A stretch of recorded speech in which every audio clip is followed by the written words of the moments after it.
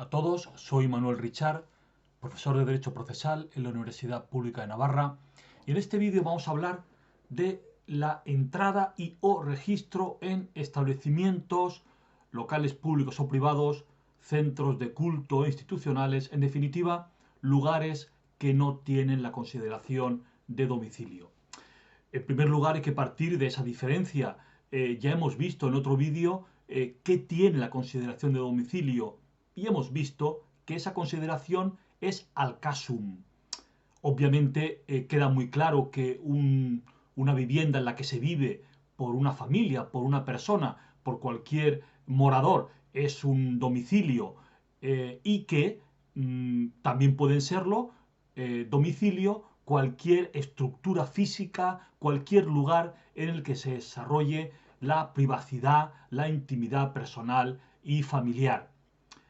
Pero digo que es una cuestión al caso porque hay que atender en cada caso pues a la situación concreta de ese espacio determinado para considerarlo domicilio o no. Así, por ejemplo, hemos dicho que una autocaravana puede ser un domicilio, pero puede no serlo. Puede serlo cuando se desarrolla la vida personal y no lo es cuando no es así. En este sentido, por ejemplo, la sentencia del Tribunal Supremo 621 de 2012 de 16 de junio atiende a un caso en el que la policía detiene, examina y incauta una cantidad de droga sin necesidad de haber solicitado una orden judicial y se tiene el registro y la incautación por válida. ¿Por qué? Pues porque esa caravana, esa autocaravana que la policía iba siguiendo, no en realidad la autocaravana, la policía iba siguiendo a unas personas sospechosas de que podían estar cometiendo un delito de tráfico de drogas.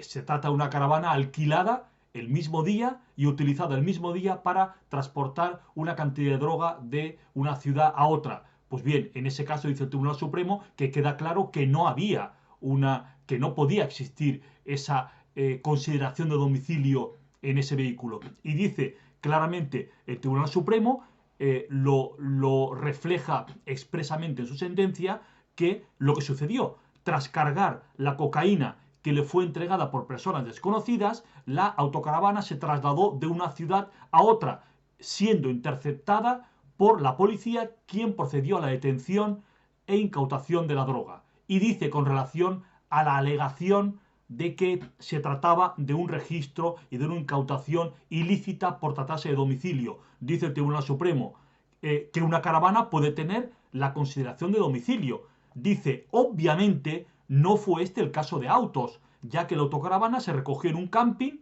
alquilada, y se hizo en un solo día el trayecto desde una ciudad hasta otra. Fue en el momento en el que la policía, que estaba al tanto de la operación, procedió a la detención y la incautación. Otros ejemplos más. Por ejemplo, el caso de los espacios exteriores a la vivienda. No son domicilio. Por ejemplo, en este sentido, en el caso Bretón, desgraciadamente conocido, se procedió a la inspección de el espacio exterior de una finca que era propiedad del acusado y condenado por la muerte de sus dos hijos. En este caso se recogieron en la famosa hoguera que existía en la finca examinada, se recogieron unos huesos que a posteriori resultaron analizados y condujeron a fundamentar en gran medida la condena del acusado. Bien, pues este registro se hizo con conocimiento del juez, pero fue un registro en una finca en la que no asistió el secretario y lo que existía era una simple autorización judicial prestada de forma amplia y prolongada en el tiempo, porque incluso se llegó a hacer hasta de noche ese registro en la finca, hallándose al final pues esos huesos que al final resultaron ser de los dos niños fallecidos. Pues bien, en la defensa del acusado alegó que se trataba de una infracción del derecho a la inviolabilidad del domicilio, por cuanto se habría producido con una orden judicial que no reflejaba expresamente lo que se estaba buscando y además que no había asistido el secretario y además tampoco había asistido el posteriormente condenado. Bueno, dice el Tribunal Supremo, en este caso por su ponente, que fue el presidente del Tribunal Supremo, don Manuel Marchena, pues señala que no puede alegarse, no puede admitirse una vulneración de alcance constitucional. ¿Por qué? Pues porque dice que al tratarse del espacio exterior de una vivienda no se podía entender que existía inviolabilidad del domicilio y dice, el único requisito necesario y suficiente para dotar de licitud constitucional el registro fue que existía una orden judicial dictada de forma amplia, pero que amparaba la actividad que realizó la policía. Por lo tanto, espacio exterior a la vivienda no es domicilio. Eso no significa, como veremos, que haya que seguir ciertos requisitos y cumplir ciertas formalidades, pero esas formalidades ya no tienen el alcance de afectar a derechos fundamentales, sino, en todo caso, se puede tratar de una irregularidad, que en este caso Bretón ni siquiera se produjo. ¿Y qué pasa con los jardines y porches? Dijimos en su día en el vídeo con relación al domicilio que no tienen esa consideración siempre que por sus características sean accesibles desde el exterior y al mismo tiempo no sean accesibles directamente desde el interior de la vivienda. Es decir, un garaje que está separado de la vivienda no es domicilio, un jardín al que se pueda acceder no es domicilio, sin embargo, un jardín interior a la vivienda es domicilio y un garaje adosado a la vivienda desde el que se entra directamente desde la vivienda, pues tiene la consideración de domicilio. En este sentido hay jurisprudencia variada, por ejemplo, con relación a un garaje que se entiende que no es domicilio. Se pronuncia con respecto a esta clase de lugar la sentencia del Tribunal Supremo 747 de 2015 de 19 de noviembre es la sentencia del caso conocido como el Códice Calistino. En este caso se llevó a cabo un registro, había una orden judicial, había el conocimiento del juez que había ordenado que se produjese el registro de unos garajes propiedad del posteriormente condenado. Bueno, pues en este caso el registro se efectuó en el garaje, no existió un mandamiento concreto del juez especificando la hora, especificando lo que se buscaba, etcétera, etcétera, sino una orden genérica del juez para proceder a la inspección de unos lugares que no tenían consideración de domicilio. Y dice el Tribunal Supremo que no son domicilio legal los bares, restaurantes, almacenes y garajes, siempre que no conste especialmente que exista un ámbito de privacidad. Y dice precisamente, como decíamos antes, con excepción de que el garaje forme parte del domicilio como una habitación o un espacio anejo al mismo. En ese sentido, en este caso, dice que el garaje no es domicilio, pero podría serlo.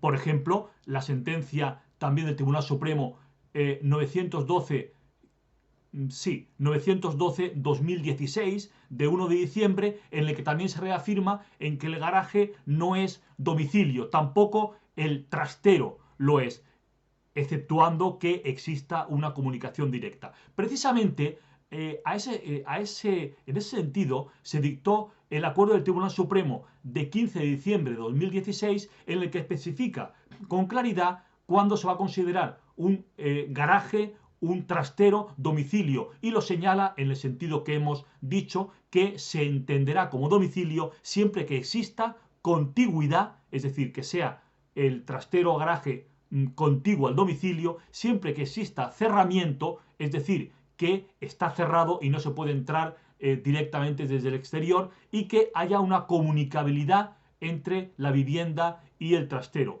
En ese caso sí que se considerará domicilio.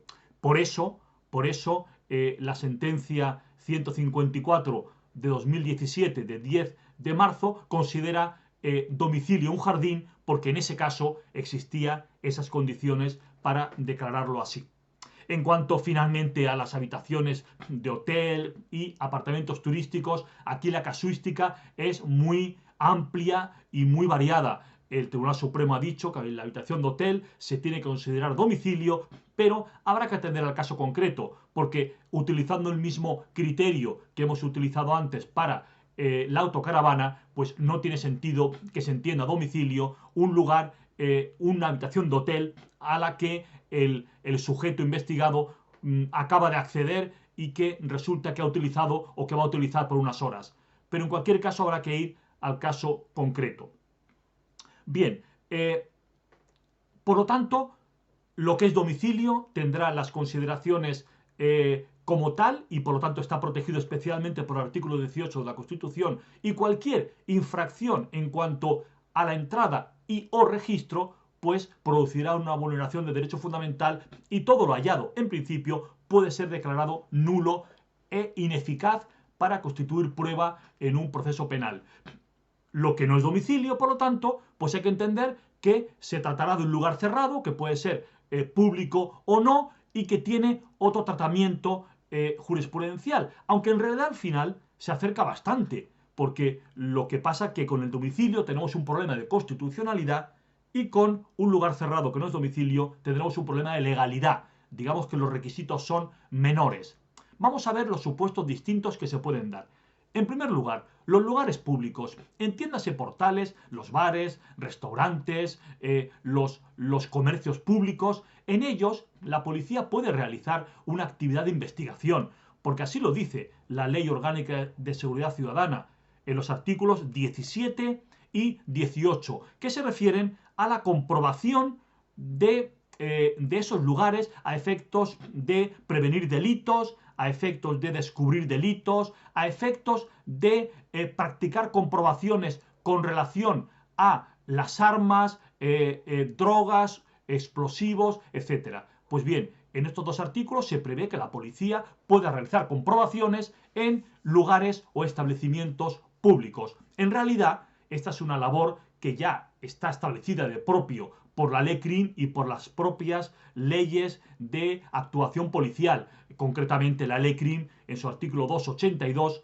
tiene definida cuál es la función de la policía judicial y establece que, según sus atribuciones, será la de practicar las diligencias necesarias para comprobar los delitos públicos. En este sentido, en un lugar público se puede entrar, se puede comprobar sin ningún tipo de mayor exigencia que la propia coherencia de la actuación. Es decir, la policía, cuando actúa en un lugar determinado, bueno, pues lo tiene que hacer motivado por el criterio general, que es el de prevenir y asegurar bienes y personas y evitar la comisión de delitos. En esos lugares, por lo tanto, no habrá mayor dificultad, porque en realidad en esos lugares públicos lo que se trata precisamente es, no hay privacidad, hay lo contrario. Lo que hay es un elemento esencial, que es el de la intercomunicación entre personas, y por lo tanto, como digo, no hará falta mayor orden judicial, no hará falta ninguna orden judicial. En este sentido, la sentencia del Tribunal Supremo 426 de 2016, de 19 de mayo, establece con claridad que los lugares públicos caen fuera de la tutela del artículo 18.2 de la Constitución, que protege el derecho del individuo a disponer de un núcleo de absoluta reserva en la santidad del domicilio. Y por eso dice que la entrada y registro en edificios o lugares públicos no está rodeada de las mismas garantías.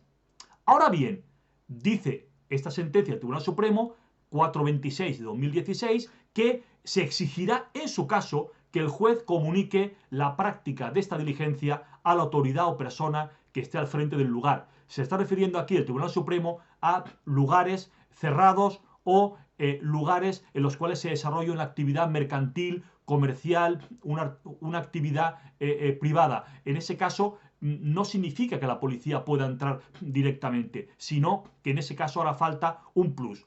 Y precisamente en este punto, pues pasamos a el concepto de lugar cerrado. Ya no lugar público, sino lugar cerrado. No es domicilio, no es lugar público, no hay la misma exigencia para la práctica de la diligencia de entrada y registro, pero sí que hay exigencias que pueden ser, por ejemplo, que el juez comunique esta diligencia al responsable del lugar. Por lo tanto, lo más normal, lo más adecuado será que se solicite siempre una orden judicial.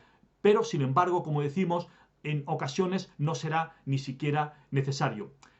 En cualquier caso, lo que está claro que hay que distinguir siempre que aunque sea un lugar cerrado, pueda haber un espacio en el que se desarrolle con especial intensidad la intimidad personal o familiar. Eso puede ser, por ejemplo, pues en un bar, la trastienda, en una oficina o en un lugar cerrado, en la sede de una compañía puede haber un lugar concreto en el que, por ejemplo, haya pues un espacio en el que pueda habitar pues el vigilante del lugar o se puedan desarrollar vida íntima y privada. En ese caso, ese lugar especialmente deberá estar especialmente protegido y cualquier registro que se lleve a cabo en él o entrada deberá estar especialmente autorizado. Vamos a ver algunos casos concretos en los cuales yo creo que podemos encontrar pistas para poder determinar en cada caso qué es lo que procede. Por ejemplo, la sentencia 426 de 2016, que es a la que hemos hecho referencia antes, se refería a la entrada de registro en nada más y nada menos que en una jefatura superior de tráfico. En este caso de esta sentencia 426-2016 de 19 de mayo, se trataba de la persecución e investigación de un fraude importante en cuanto a la gestión y cobro de sanciones de tráfico. Lo que se hizo aquí era un lugar público, naturalmente se solicitó al juez que dictara una orden judicial con carácter general para toda la jefatura y se comunicó al responsable de la dependencia con el debido secreto, naturalmente. Bueno, pues se llevó a cabo esa diligencia que fue impugnada por los acusados y luego condenados, alegando que se había producido una vulneración de su derecho a la intimidad, por cuanto la policía había actuado, los investigadores habían ido a las concretas ubicaciones, despachos de los funcionarios implicados en el fraude y habían procedido, pues, incluso a entrar en los ordenadores para comprobar, hacer las comprobaciones necesarias. Esa denuncia de infracción del derecho a la intimidad, no ya al domicilio, pero sí la intimidad, porque en realidad cuando protegemos el domicilio estamos protegiendo la intimidad. Pues bien, con relación a esa posible vulneración, dice el Tribunal Supremo que no existe y dice que en el caso presente no se trata de despachos ni ordenadores privados del recurrente, sino de los existentes en un organismo público como es la Jefatura Provincial de Tráfico, que no ampara la intimidad que protege el domicilio y quienes trabajan en ellos y los utilizan por razón de su trabajo no tienen una pretensión de privacidad que el lugar no les puede proporcionar.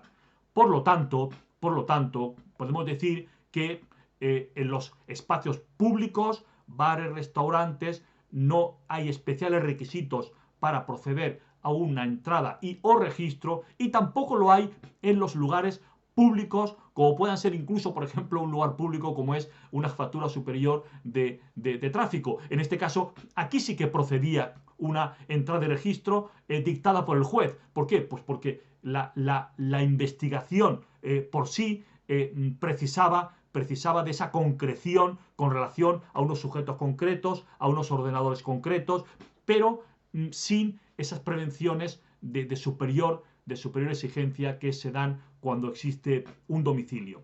¿Qué pasa con los lugares cerrados no públicos? Bueno, en este caso podemos encontrarnos con diferentes supuestos. Al final veremos cómo hay lugares cerrados no públicos que pueden exigir unas condiciones o unas exigencias especiales, como por ejemplo despachos de abogados o lugares de culto. Pero en general, podemos hablar, por ejemplo, de empresas. Una empresa por ejemplo, una empresa en la que se están realizando actividades de tipo privado. Es un lugar cerrado. La normalidad exigirá que se dicte una orden judicial para entrar en la misma. Esa es la normalidad, lo cual no quiere decir que los supuestos de consentimiento, de flagrancia, de urgencia y necesidad, en este caso se pueden aplicar con mayor amplitud, al no existir una consideración de especial privacidad como es el domicilio. Pero aquí lo aconsejable será pedir una orden judicial. En realidad, la ley CRIM no distingue entre domicilio y no domicilio a la hora de establecer los requisitos. Los artículos 546, por ejemplo, dice que el juez o tribunal que conociere de una causa podrá decretar la entrada y registro de día o de noche en edificios y lugares públicos. No está hablando de domicilio y pide orden judicial. Y el artículo 567, también de la ley CRIM, dice desde el momento en que el juez acuerde la entrada y registro en cualquier edificio o lugar cerrado. Por lo tanto, no se exige el mismo nivel de garantía, pero sí que se exige que exista como base una orden judicial. Lo que os sucede que aquí el consentimiento, la flagrancia, la urgencia o necesidad podrán jugar con mayor espacio. Vamos a ver algún ejemplo de esta cuestión, haciendo referencia expresamente también a las diferencias que pueda haber incluso en el marco de una empresa. En este sentido, es muy interesante la sentencia de 24 de abril de 2010, recurso 3791 de 2006, sí, lo digo bien, sentencia 24 de abril de 2010, recurso 3791 de 2006, en el que se refiere al registro, entrada y registro en sedes de personas jurídicas. Y en este sentido establece una diferencia, lo que es la sede de la persona jurídica, almacenes, entrada, el hall, que puede ser considerado un espacio en el que rigen con menos fuerza las exigencias constitucionales y legales, y sin embargo aquel lugar de la empresa, aquellos espacios de la empresa en la que se desarrollan labores de dirección y en la que pueden existir documentos, pueden existir elementos que exijan una especial precaución al momento de entrar y registrar. Y dice, respecto a las personas jurídicas, debe distinguirse entre los lugares comunes y aquellos utilizados por representantes de la persona jurídica para desarrollar sus actividades internas, bien porque en ellos se ejerza la habitual dirección y administración de la sociedad, bien porque sirvan de custodia de documentos u otros soportes de la vida diaria de la sociedad o de su establecimiento, y todo ello con independencia de que sea el domicilio fiscal o sede principal, exigiéndose en estos casos la autorización judicial o el consentimiento del interesado. Está, por tanto, esta sentencia distinguiendo almacenes, distinguiendo pues lugares de la sede social que no tienen una especial protección y aquellos otros que, no siendo domicilio, pero aconsejan, determinan que se obtenga una orden de entrada y registro. En este mismo sentido, hay también supuestos que se refieren a la actividad, por ejemplo, de Hacienda. La actividad de Hacienda, pues tenemos sentencias, por ejemplo, Tribunal Económico Administrativo de Galicia, resolución de 14 de mayo de 2021, en la que distingue precisamente la posibilidad que tienen los agentes de Hacienda, los inspectores de Hacienda, de entrar en una empresa. Y dice, oiga, sí, se puede entrar en una empresa, pero cuando hay que atender, hay que registrar aquellos documentos que pueden contener datos sensibles de privacidad, datos protegidos, hay que pedir una orden judicial. Y también en el mismo sentido, la sentencia 1343/2019 de la Sala de lo Contencioso, en la que se reafirma en la necesidad de orden judicial para entrar en una empresa y obtener documentos en los cuales se puede contener privacidad de los clientes, privacidad de los mismos gerentes o administradores de la sociedad. En ese caso hay que pedir una orden judicial. Para acabar, decía que también hará falta una orden judicial, y hemos dicho antes, en realidad hemos dicho antes que para entrar en determinados lugares, por ejemplo, despachos de abogados o lugares de culto, se establece la necesidad de obtener una autorización o como mínimo dar cuenta, en este caso si es despacho de abogados, al decano del colegio de abogados, y si es un lugar de culto, al responsable del lugar de culto. Pero más allá de eso, esta consideración que hago ahora se hace, por ejemplo, en la sentencia del Tribunal Supremo, Sala Segunda, 974 de 2012, de 5 de diciembre, en el caso también conocido que fue llamado Ballena Blanca. En este caso se realizó un registro en un despacho de abogados y con relación a ese exacto caso de registro en despacho de abogados que se realizó, se llevó a cabo con orden judicial y fue impugnado por los que al final acabaron condenados, pues establece el Tribunal Supremo que respecto a los despachos profesionales, y lo amplía, abogados, médicos, etcétera, la línea jurisprudencial más clara y más común es la de considerar que se precisan de autorización judicial para su registro, dada la naturaleza de la actividad que en ellos se desarrolla y la eventualidad de que se busquen datos o efectos reservados que pueden afectar a la intimidad y ámbito privado de la persona y de los que en su caso el abogado se convierte en custodio. En definitiva, está diciendo que más allá de dar cuenta al al colegio profesional de que se trate, de médicos o de abogados, más de dar cuenta al decano, que puede ser una dación de cuenta inmediata con el registro, para evitar que se pueda producir algún tipo de filtración. Pues bien, más allá de la comunicación, hará falta un orden judicial porque por lo general en esos lugares va a haber datos sensibles. Para acabar, únicamente quiero reiterar y quiero incidir en la diferencia entre domicilio y no domicilio, que se ve bastante claro en la sentencia del Tribunal Supremo 974 de 2012 de 5 de diciembre. En esa sentencia se distingue, yo creo que con claridad, cuáles son las diferencias entre uno y otro caso.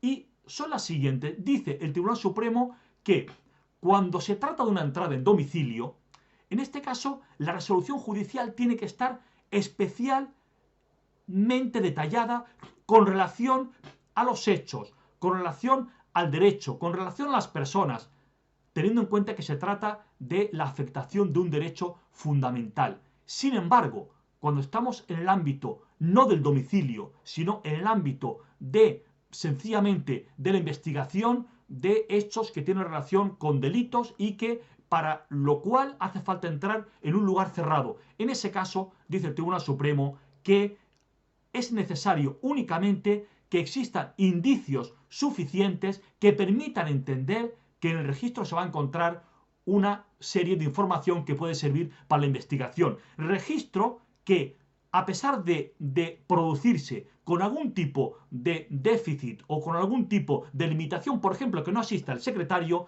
eso no va a conducir, en ningún caso va a conducir a la nulidad de la diligencia, porque no se estará afectando un derecho fundamental, sino, en su caso, y a lo sumo, se estará afectando a una cuestión de legalidad ordinaria y, por lo tanto, las consecuencias van a ser menores. Muchas gracias por la atención.